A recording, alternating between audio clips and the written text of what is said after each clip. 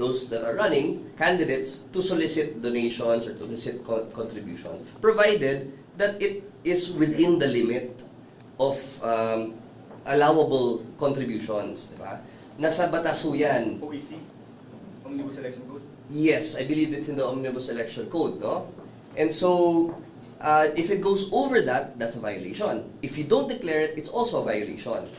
Here, there was no declaration whatsoever. In his salin. So, nasaan siya? That is the question. No? Sir, baka gusto niyo lang pong mag-react. Sinasabi po ni Sen. Marcoleta na he's ready daw po to be arrested. Well, hindi naman kami ang mag-aaresto nun.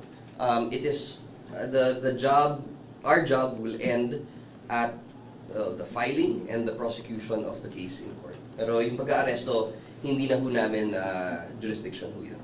Well, you know, these are things, when we look at the case, no, they will comprise of indirect bribery on each count. Now, in law school, you will always, the theory is, when there's direct or indirect bribery, when there's a series or combination of transactions like that, it will really comprise of the crime of plunder. Now, when it comes to ill-gotten wealth, it does not necessarily have to be malverse funds or public funds. As we explained earlier, it's possible na manggagaling sa private funds, no? As long as it is given to you by reason of your office. And at the same time, hindi pa dineklara, no? So, when you put all these circumstances together, then you'll be able to say na it's ill-gotten wealth. Another interesting here is, if you look at the statement of assets and liabilities of the senator, it will double kung isama mo yung 75 million. No? So to accept an amount that will double your net worth is significant enough for you to declare either in your SOSE or your SALN. Yun lang.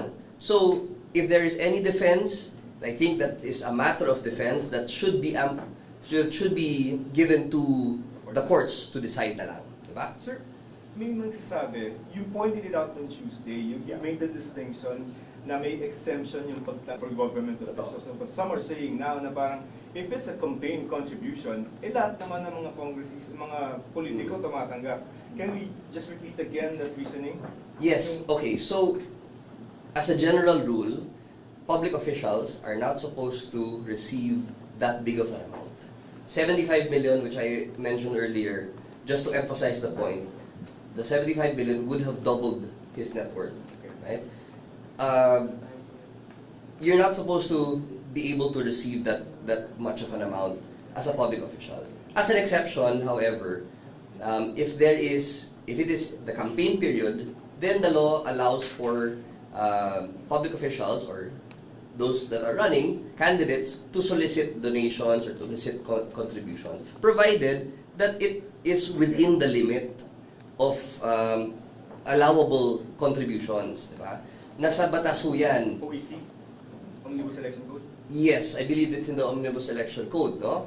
And so, if it goes over that, that's a violation. If you don't declare it, it's also a violation. Here, there was no declaration whatsoever. And the same amount was also not found in his salin. So, nasaan siya? That is the question. No? Sir, baka gusto niyo lang pong mag-react. Sinasabi po ni Sen. Marcoleta na he's ready daw po to be arrested. Well, hindi naman kami ang mag-aaresto nun. It is the job, our job will end at the filing and the prosecution of the case in court. Pero yung pag-aaresto, hindi na ho namin jurisdiction ho yun. Sir, yung district na schedule that's maintained? Well, seems to be on track. Sir, obstruction of justice na complaint, sumagot na ba sila Senator Cayetano? Hindi ko pa nakakuha yung hiningi ko na. So I should get an answer soon.